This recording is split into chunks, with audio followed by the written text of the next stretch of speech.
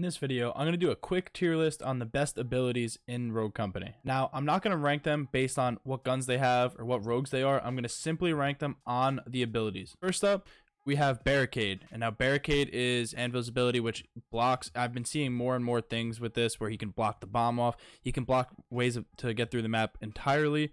I think that it has a little bit too much health right now. I think it's really, really strong when used in the right spots. I'm going to put it into my A tier.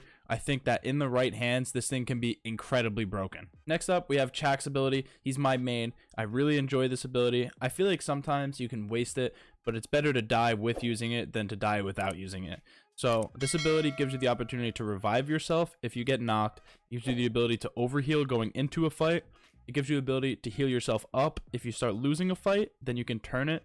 I think it's incredibly strong. I think this one belongs in the S tier. Now, this might just be because I am the most comfortable with it than any of the other abilities. We'll see as the game grows, but for now, I'm putting it in my S tier. Next up, we have Dallas's Target Finder. Now, I used to think that this ability was absolutely insane, but as I've been watching the game more, I think it's getting worse because so many people are buying the immunity to reveals, and then we also have Ronin, who can't be seen by it either.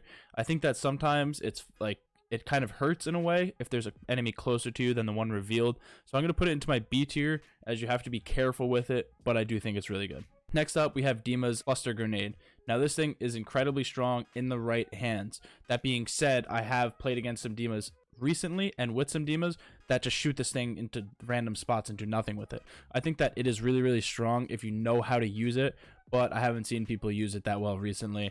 I'm going to put it into my A tier. Just at a sheer potential, if you know what you're doing with this, you can absolutely wreck games. Now we have Glitch, and this is an ability that I tried to use. I think that people look at it in two different ways, and I'm going to say both of them and then do my thoughts. I think that this ability can be really, really strong, as it's basically a radar throughout the entire time. You get a hack, but then the rest of the game, it's just a little radar around you. This can be really, really strong if you're trying to push around the map. You can just quickly pop it up and see if anybody's near you, but you don't know if they're in front of you or behind you.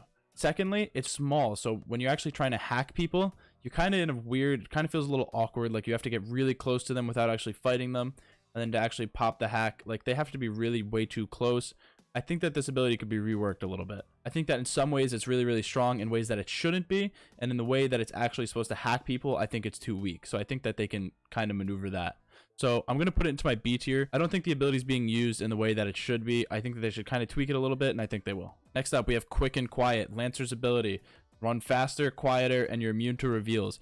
Pretty strong. It's pretty good. I'm going to put it into my B tier just because I don't think it quite has the utility that the others do. I think it's more of a pub stomping ability than it is necessarily a competitive ability. Now we have Nano Smoke. This is Phantom's smoke. If you stand inside of it, you are revealed. I think that now, since everybody's played the game for more than a minute, they realize that all you have to do is just not go into the smoke. So it's essentially just a smoke at this point. That's all it is. So I'm going to put it into my D tier because every character, or not every, but most characters can just buy smokes in their utility, and then they have another ability on top of it. Next up, we have the Ballistic Knife. Do I need to really say more? It's in the A tier. You can do so much with this ability. It's a one-shot. You can throw it and shoot it right away. You can throw it and it'll watch the flank. People run right into it. It's absolutely broken. But that being said, I think that they should make it a little louder and not change it from a one-shot. Because if this ability doesn't one-shot, it's the worst in the game. Now we have Revive Drone. And a lot of people really think it's really good, and some people think it's really bad. Now, I think it's kind of in the middle. Having the ability to res somebody anywhere on the map is really strong. But most of the time you're getting finished right away anyway, so there's plenty of rounds that this can go completely unused. I'm going to put it into my A tier, as the ability to res somebody is still really strong, but sometimes it's just not helpful. Now we have the Barbed Wire Grenade. Now this thing is really annoying when you get stuck in it or you have to go through it. You can just punch your way through it if you want, but it's just annoying. I don't think it's really that great either. I think it's just really bothersome. I'm going to put it into my C tier. I think it's helpful in certain situations, but I've never really seen it make a huge impact on a game, and that's just my personal. Now we have the Radar Dart, and I think that the Radar Dart is pretty good.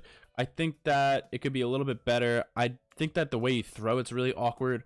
I feel like they should change that a little bit. I'm not sure if they will, but overall really solid ability. I'm going to put it into my B tier.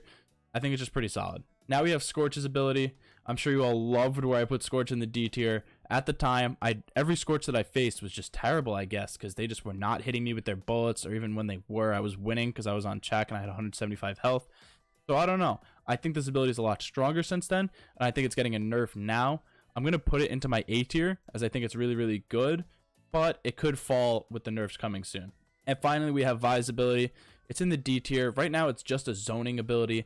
It's essentially a smoke. Like, it's just a zoning ability. If you see it, you don't go inside it. And her passive also comes off of her actual ability. So now she basically has nothing and she's playing CS while everybody else is playing Overwatch. So this is my final tier list. If you enjoyed, please subscribe. It means a lot to me.